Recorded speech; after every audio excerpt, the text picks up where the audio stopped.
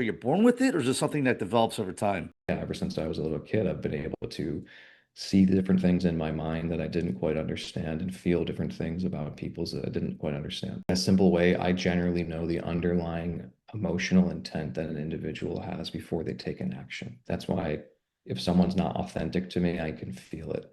If someone Where did that lies, gift I can come from? feel That it. this like you have when you're younger, that gift, or is this or is this like pattern recognition? So the way that I was explained to me as I started to figure these things out and had some people guide me through it is that like so your unconscious mind is processing thousands of bits of data per second, like thousands. And I think it's the most beautiful, amazing supercomputer that ever existed.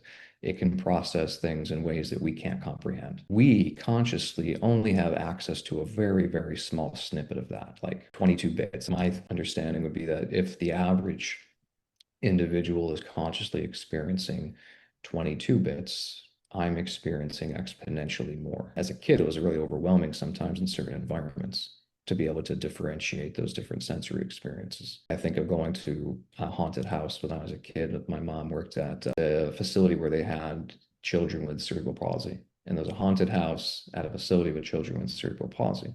And you can imagine the noises and the sounds and just one, the environment of a haunted house and a child that was very, very overwhelming. Like, and the way I would experience that when I'm around someone with that type of, let's say, illness or disease, or my grandfather who's got Alzheimer's, it's like I can feel the cries of the trapped souls trapped inside the paralyzed mind or paralyzed body. I think that would be the way I would experience the sensation. So part of it, I think, just was how I came to this world. I don't know.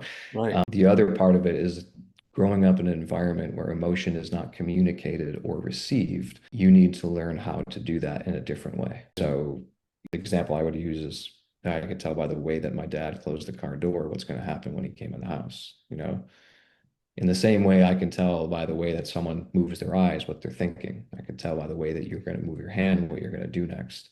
We all have these unconscious patterns of behavior we can't control, Right. and they happen all the time out of our awareness. I'm aware of all of it. You're like the In guy like from the Limitless. NLP world, they would call it sensory acuity. Like I'm just very attuned to the sensory changes that occur on someone else because I needed to be able to interpret that to understand people.